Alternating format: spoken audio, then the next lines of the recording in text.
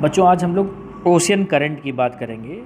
जो समुद्री जलधाराएं होती हैं उनकी बात करेंगे, और उनमें हम लोग आज देखेंगे अटलांटिक ओशियन को कि ये जलधाराएं कितने प्रकार की होती हैं, ये कब कहाँ बहती हैं, इनके नाम कब और कैसे बदल जाते हैं, इस सब की हम लोग चर्चा करने वाले हैं ये छोटे से 2 मिनट के वीडियो में।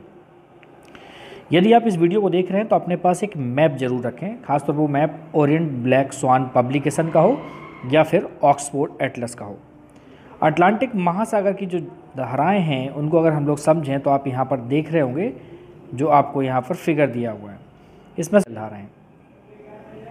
अब आप देखिए, दक्षिणी अटलांटिक सागर में देखें, दक्षिणी ध्रुव की ओर से मतलब अंटार्कटिक महासागर की ओर से ठंडे जल का प्रवाह पश्चिम से पूरब की ओर चलता है, जो दक्षिणी ध्रुवीय प्रवाह या अंटार्कटिक ड्रिफ्ट कहलाता है। इसी तरह ठंडे जल की एक करंट दक्षिणी अमेरिका के पूर्वी किनारे से होकर उत्तर की ओर चलती है, जिसे हम लोग फॉकलैंड जलधारा कहते हैं। अफ्रीका के दक्षिणी पश्चिमी तट से देखिए एक वाणिज्यिक पवन चलती है, जिसे हम लोग ट्रेड विंड कहते हैं। इसके कारण एक धारा विषुवत रेखा की ओर चलती है, जो वेंगुएला जलधारा कहलाती है। यह ठंडी जलधारा है और उत्तर की ओर बढ़कर दक्षिण विषुवत रेखी जलधारा में मिल जाती है।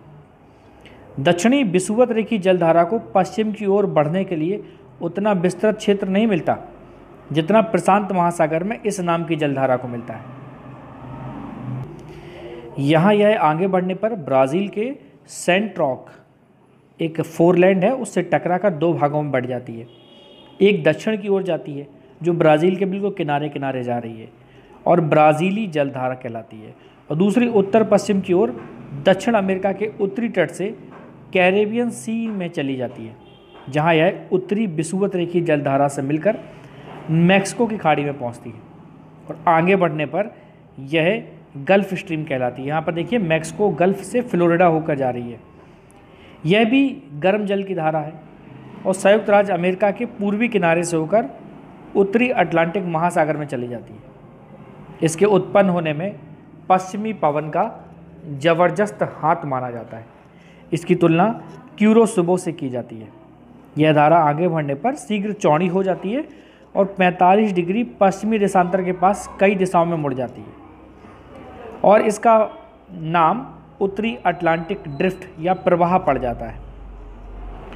उत्तर वाली शाखा आइसलैंड की ओर जाती है और उत्तर पूर्व वाली शाखा ब्रिटिश एक द्वीपपुंज है आर्चिपेलागो के उत्तर और नार्वे के पश्चिम से होते हुए ये स्पिट्सबर्गेन की तरफ, और पूरब वाली शाखा स्पेन पुर्तगाल की ओर चली जाती है। उत्तरी अटलांटिक प्रवाह गर्म रहता है और स्पेन और पुर्तगाल के पास पहुंचने पर ये कमर्शियल ट्रेड विंड के प्रभाव में आकर यह शाखा दक्षिण पश्चिम की ओर मुड़ जाती है और कैनरी द्वीप और उत्तर पश्चिमी अफ्रीकी तट से होते हुए उत्तर विषुवत रेखी जलधारा में मिल जाती है।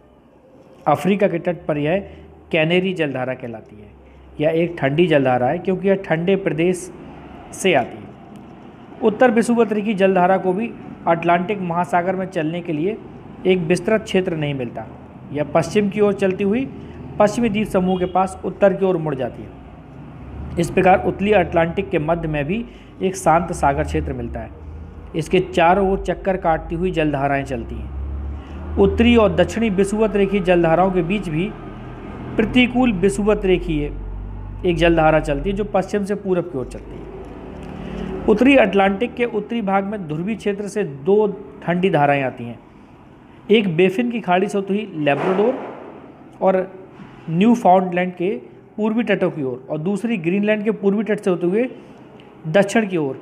इन्हें क्रमशः लेब्राडोर जलधारा और दूसरी ग्रीनलैंड जलधारा कहलाती है, जो ग्रीनलैंड के पूर्वी तटों से आती है। लेब्राडोर जलधारा दक्षिण में ये हंद्रास अंतरीप तक आते आते लगभग समाप्त हो जाती है, और ग्रीनलैंड जलधारा में कई सारे हिमशालाएँ चली आती हैं, आइस शील्ड चली आती हैं, जो जलपोतों के लिए बड़ा खतरा मानी जाती हैं।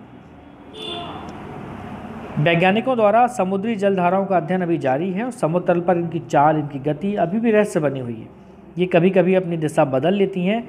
ऐसा क्यों करती हैं, जिसे हम अभी तक पूरी तरह से नहीं जान पाए, लेकिन इसके लिए भी कुछ प्रभाव हैं, इसको हम आगे सेकेंड लेक्चर में समझने की कोशिश करेंगे।